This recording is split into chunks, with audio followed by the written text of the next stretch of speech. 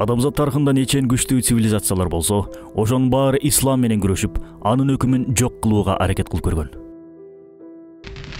Византиянын крестүү жортуулу, монголдордун баскынчылыгы, Перс жана Кытайлар менен болгон тирештер. Бирок бири да ийгиликке жеткен эмес. Душман канчалык мыкаачылык менен мусулмандарга сокку урган сайын, ислам акыйкатын тутунган мусулмандардын ынтымагы жана аракети ого бетер күчөй берген. Муну көргөн дин душмандары жаңыча тактика ойлоп табууга мажбур болот. Ал тактикага ылайык мусулмандар сырттан эмес ичтен жок болуусу керек эле. Эми кылыч кармаган жоокерлердин ордун жасалма жылмайган жана мусулман элине жагынган миссионерлер, саякатчылар, тыңчылар, тилчилер ээлеп калды. Алар барган жеринде христиан маданиятын жайып, исламга болгон жеккерүүнү күчөтө береле. Жыйынтыгында ата бабасы мусулман болгон элдер бара-бара исламды караңгылык, артта калган бир эскичилик деп түшүнө башташат.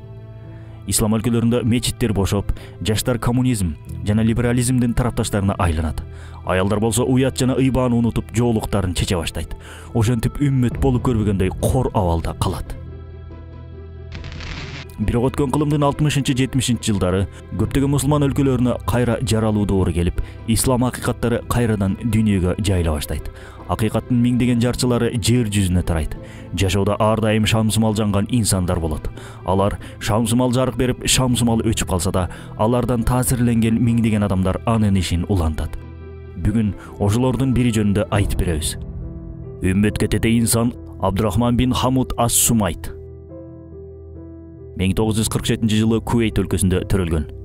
Карта бетинде араң көрүнгөн бул кичинекей өлкө ал мезгилде Британиянын карамагында эле. Нефть иштетүү аркылуу Кувейт болбогондой тездик менен байып өнүгө баштайт. Ас-Сумайттын ата-энеси колунда бар кишилер эле. Ошондуктан баласынын билим алуусуна акчасын эч аяган эмес. Апасынын айтымына караганда Абдурахман кичинесинен эле мектепте жакшы окуган. 6 жашынан мечитке каттап, өзгөчө багымдат намазын жамаат менен окууну адат кылган. Атасынан пайгамбарлардын жана сахабалардын өмүр баяндарын угуп жүргөн жаш бала абдан таасирленет. Келечекте алар сымал динге кызмат кылууну эңсейт. Бүтүрүүчү класста окуп жүргөндө эле анын келечектеги ишмердүүлүгүн аныктаган окуя орун алган. Күндөрдүн биринде аялдамада күндүн ысыгына карабастан автобус күткөн жумушчуларды көрүп, боору ооруйт. Дароо достору менен кеңешип биргеликте акча топтошот. Ал акчага арзан баадагы эски унааны сатып алып, ошол кедей жумушчуларды күн сайын бекер ташый баштайт. Мектепти мыкты баалар менен аяктаган ас-Сумайт Багдад университетине тапшырып, хирургия боюнча бакалавр болот. Окуу менен тим болбостон бош убактысында иштеп тапкан акчасына китеп сатып алып, мечиттерде таратчу. Багдадтагы окуусун бүтүп, Англиянын Ливерпуль университетинде билим алууну улантат. Аталган окуу жайдан тропикалык шарттагы оорулар боюнча магистр болуп чыгат. 1974-78 жылдар аралыгында Канаданын Монреал шаарындагы башкы госпиталда ички оорулар жана гастроэнтерология жаатында эмгектенүү менен бирге Макгилл университетинде докторлук диссертациясын жактайт. Эми миңдеген адамдар сымал өз мекенинде бакубат турмуш кечирсе болмок. Бирок ал бактылуу жашоонун ордуна ислам динине кызмат кылууну тандады. Ооматы келип, тагдырага ийгиликтин бардык эшиктерин ачкан эле. Мыкты билим, тажрыйба кылууга ыңгайлуу шарттар жаш дарыгердин карьералык тепкичте бийиктөөсүн камсыздап турган. Көп өтпөй мекенине кайткан Шейх ас-Сумайт үйлөнөт. Жубайы Сухайб ага Кувейтти таштап, дин жайуу максатында Азия өлкөлөрүнө кетели деп сунуштайт. Чындыгында бул окуя ар бир улуу эркектин артында күчтүү бир аял тураарын дагы бир жолу тастыктап турат. Ошентип жаш жубайлар Азия өлкөлөрүндө даават кылууга бел байлайт. Бирок жараткан Аллах ас-Сумайттын тагдырын башка жолго бурат. Ошол арада Кувейт падышасынын аялы доктор ас-Сумайттын Африканын Малави өлкөсүндөгү мечит куруу долбооруна жетекчилик кылуусун өтүнөт. Бул сапар ага абдан чоң таасир берет. Ал жердеги жергиликтүү калк 500 жыл мурун эле ислам кабыл алган менен акыркы жылдардагы согуш жана билимсиздиктин кесепетинен мусулмандардын саны 17%га азайган. Муну көргөн шейх жашоосунун аягына чейин атасынан калган мал-мүлктү Аллахтын жолунда сарптап, инсандарга пайдалуу болуу үчүн түз жардам фондун түзөт. Өмүрлүк жубай Сухайбда бардык мал-мүлкүн фондко өткөзүп берет. Фонд мечиттердин жанына оорукана куруп, адамдардын бир гана денесин эмес, руханий тарабынан да дарылаганга ылайыкташкан эле. Анын дааватынан улам ислам динин кабыл алган африкалыктар: "Эй мусулмандар, буга чейин кайда жүрдүңөр?" деп ыйлашчу. Ошол күндөн тарта Шейх ас-Сумайт өмүр бою Аллах жолунда даават кылып, кайрымдуулугу жаатында кызмат кылууга ант берди. Аял экөө баштыгына 2 нан салып алып 40 саат поездде, 20 саат машинеде жол жүрүп, крокодилдер толгон саздардан кечип өтүүгө мажбур болоор эле. Кылымдар бою мусулман болгон африкалыктар эмне үчүн өз дининен алыстап кетти деген доктор бул маселени изилдей баштайт. Ошентип жүрүп, христиан миссионердик кыймылдар боюнча статистика адиси Давид Барттын китеби колуна тиет. Ал жерде христиан миссионердик кыймылдарында жалпысынан 50 миллион ыктыярчы эмгектенет. Ал эми дүйнөдөгү христиан тайпаларынын саны 35 миңге жакын. Аталган уюмдар бир гана миссионердик китептерди ташуу үчүн 360 учакка ээ. Ар бир 4 мүнөт сайын ал учактар ордунан козголуп, дүйнөнүн чар тарабына христианчылыктын адабиятын ташып турат. Күн сайын миссионерчиликте чагылдырган 4000ден ашуун телеканал эмгектенет. Бир жылда жалпы жондан миссионердик кызматтарга 300 миллиард доллар каражат сарпталат. Мунун көбү Африка өлкөлөрүнө жумшалат. 100 эле жыл мурун мусулман болгон адамдар бир кесе тамак жана бир жутум суунун айынан динин унутуп коюшту. Алардын көпчүлүгү христианчылыкка өтүп кетти.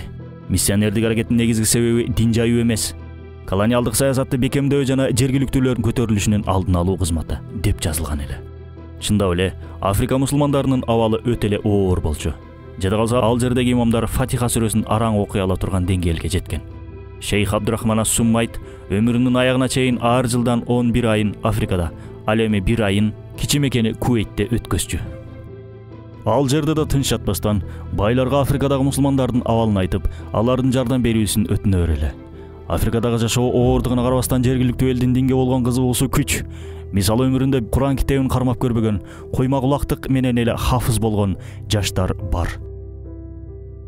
Эгерде бай мусулмандар зекетин чыгара турган болсо, 250 миллион мусулмандын абалын өзгөртсө болот деп ишенем. Эсептөөлөргө ылайык, ал зекеттин бир жылдык эле акчасы, башкача айтканда 57 миллиард долларга барабар. Дүйнөдөгү ар бир жакыр мусулман орточо 227 доллар алмак. Демек, алардын бир жылдык муктаждыгын чечмекпиз, деп кайрылчу аларга. Журналисттердин эмнеге өз өлкөңүздө кайрымдуулук менен алектенбейсиз деген суроосуна, 5 балаңыз болсо ошонун ичинен эң алсыз, эң оорук жанына көбүрөөк убакыт бөлөсүз. Дал ошондой Куweiттин учурдагы абалы жакшы. Кадам сайын мечит бар. Ачка калган адам жок. Ал эми Африка жардамга муктаж деп жооп берген. Ал жардам берүүдө эч качан мусулман же динсиз деп айырма кылган эмес.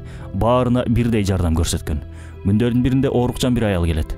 Доктор Сумайт ага рецепт жазып жатып, 3 маал тамак жеп туруңуз деп өтүнөт. Муну уккан аял шолоктоп ыйлап жиберет.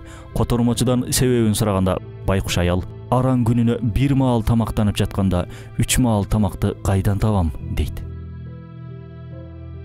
Мадагаскарды кезип жүрүп, доктор Сумайт Мекке атындагы бир чакан айылга барып калат. Жергиликтүү калк илгери дин жайып келген сахаба табийиндердин тукумдары экен. Колдорунда саналуу арабча китептер болгону менен аны окуй алышпайт эле. Жергиликтүүлөр ата-бабалары кечи мекени болгон ыйык Мекке шаарынын атын бул айылга бергенин айтышат. Сумайт аларга дин үйрөтүп, көп өтпөстөн ошол жердеги 6 аймактын жашоочулары дин кабыл ала баштайт. Көптөгөн африкалыктар кайсыл динди тутунасыңар деген суроого протестант мусулманбыз деп Сумайтты таң калтырышкан. Мунун себеби кылымдар бою христиан миссионерлери протестантизмди эл аң сезимине сиңирип салгандыгында. Мусулман калкын дароо христиан кыла албашын билген миссионерлер протестантизм силердин мусулманчылыгыңарды толуктап турат деп алдашкан. Ошентип бара-бара мусулманчылык жоголуп кеткен. Миссионерлер айыл ичинде бир чиркөө куруп, ал жерде инжил кармап дуа кылууну үйрөтүшкөн. Бул ыкманы жергиликтүүлөр мынтип сүрөттөйт. Биздин толгондогой байлыгыбыз бар эле. Христиандар бизге көзүбүздү жумуп, инжил китебин кармап дуа кылууну үйрөттү. Бирок көзүбүздү ачканыбызда биздин колубузда инжил, ал эми алардын колунда биздин байлыктар турганын көрдүк. Шейх ас-Сумайттын мээнети кыска убакытта өз мөмөсүн бере баштайт. Христиан миссионерлери жылына 27% өсүш менен өз динине киргизген чакта, биз жылына 111% өсүш менен мусулманчылыкты жайып жатабыз. Ар жылы 50ден 100гө чейин чиркөө кызматкерлери исламды кабыл алып жатат. Миссионерлердин максатына ылайык 2000-жылы Африка толугу менен христиан материгине айланмак экен. Бирок Аллахтын каалоосу менен бул ишке ашпай калды, деп буйрат өз эскерүүлөрүндө Шейх ас-Сумайт. Доктор ас-Сумайт негиздеген фонд миллиондогон адамдар үчүн акыркы үмүт, калкан жана акыйкат ачкычына айланган эле. Бул киши курган окуу жайлардан миңдеген мыкты адистер тарбияланып Африка континентинин бакубаттуулугуна салым кошуп келе жатышат. Нечен жолу Мозамбик, Сомалидеги куралдуу тирештердин ортосунда жинди октордон качып жүрүп, өз ишмердүүлүгүн жүргүзгөн шейх өлүмдөн көп деле коркпочу. Анын эмгегинин натыйжасында 4 университет, 36 диний институт, 10 радиостанция, 124 оорукана, 204 ислам борборлору, 840 Куран жаттоо медреселери, 5700 мечит, 214 аялдар үчүн борборлор курулуп, 12 000 артезан кудуктары казылган жана 500 000 тонна азык таратылган. Жалпы окуу мекемелериндеги окуучулардын саны 1,5 миллиондон ашып, жыл сайын 2000 мугалим жөлөк пул алып турган. Мындан сырткары Кения жана Занзибарда 2 шарият коллежин негиздейт. Бул коллеждерде окуган миңдеген окуучулар бюджеттик негизде медицина, инженерия жана технология жаатында окуу мүмкүнчүлүгүнө ээ болуп, кошумча ай сайын стипендияда алып турууга жетишкен. Буга кошумча 22 тилге которулган 9 миллионго жакын китеп, ыйык Курандын араб тилиндеги 7 миллион нускасы жана Африканын түрдүү тилдеринде жазылган ислам боюнча 60 миллион буклет таратылган. Чоң мээнеттин арты менен жалпы жонунан шейх Абдурахман ас-Сумайт себепчи болуп, 11 миллионго жакын эл ислам динин кабыл кылган. Алардын арасында христиан пасторлору жана епископтору да бар болчу. Ар бир аймакта мектеп, жетимдер үчүн жатак, мечит, оорукана, аялдарды окутуучу борбор, динге жаңы киргендер үчүн борбор, кудук жана борбор жетекчисинин үйү курулган. Өз ишмердүүлүгүндө шейх ас-Сумайт балык бербей, балык тутканды үйрөтүү усулун колдонгон. Жөн гана тамак аш, кийим-кече таратып тим болбостон, жергиликтүү адамдарды түрдүү кесиптерге окутуп, чакан дүкөн ачып, тигүүчү машина алып берип, же болбосо балык өстүрүүгө өзөн куруп шыктандырган. Адамдар ар дайым бирөөнүн колун карап жашабастан өздүк кирешеси аркылуу бакубат турмуш курууга жол алган. Бирок ок менен 2 коен атып, кайрымдуулукта кылып, жакырчылык менен да күрөшүүгө жетишкен.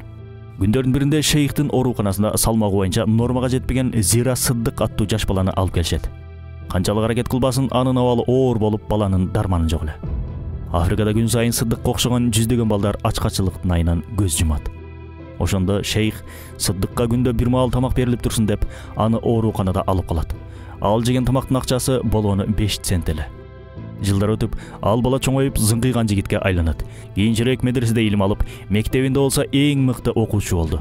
Жада калса кыска убакытта 10 пара Куран жаттап алганга жетишиптир. Бул жигитти болгону 5 центтик тамак сактап калган эле.